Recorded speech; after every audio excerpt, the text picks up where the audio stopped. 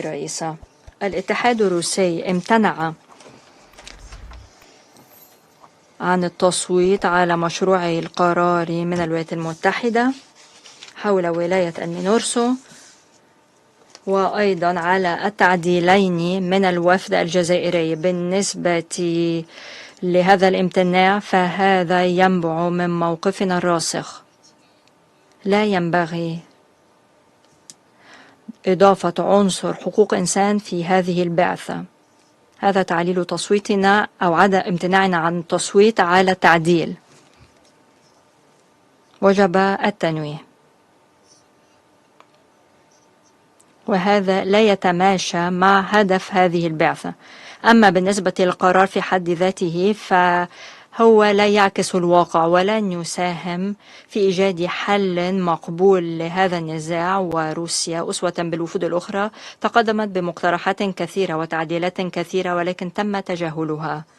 تلك المقترحات الروسية لم تكن تسعى إلى إدراج عناصر غير مقبولة.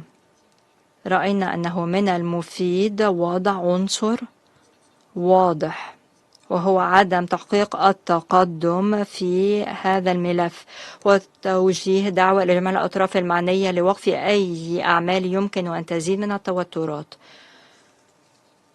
دعوتنا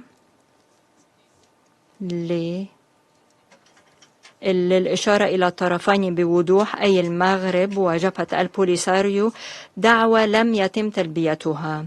وحامل القلم الأمريكي تقدم ببعض التعديلات مقارنة بقرار العام الماضي 2703، وتوخت الولايات المتحدة تكتيكا في إجرائها المحادثات حول مشروع النص هذا، ونحن لا نقبل هذا التلاعب.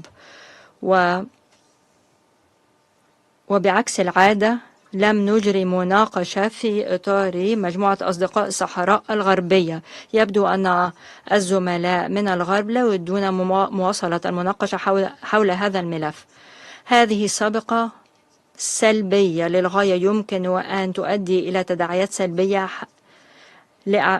بالنسبة لأعمالنا حول هذا الملف وملفات أخرى. سيدتي الرئيسة، منذ 2018 تمديد ولاية هذه البعثة يتم بطريقة تقوض مسألة تسوية هذا النزاع.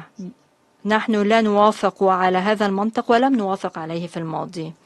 نعيد التأكيد على موقفنا المتوازن والمحايد بالنسبة لملف الصحراء الغربية. نحتاج إلى حل سياسي طويل المدى، ويجب أن يناسب ذلك الطرف المغربي وجبهة البوليساريو وفقا للميثاق المتحدة وتقرير المصير. ولابد من محادثات مباشرة بين الأطراف المعنية الضالعة في النزاع بين بوليساريو والمغرب والأطراف المعنية الأخرى. بعثة الأمم المتحدة في المينورسو يجب أن تعمل في ظروف أفضل كي تتمكن من استئناف عملية السلام.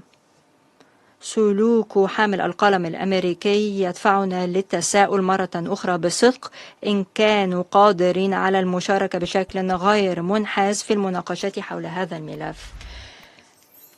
لا طالما شددنا على هذه المسألة في الماضي، لأنه وبعد موقف الإدارة السابقة الأمريكية يستحيل الحديث هنا عن حياد الولايات المتحدة إزاء هذا الملف. الولايات المتحدة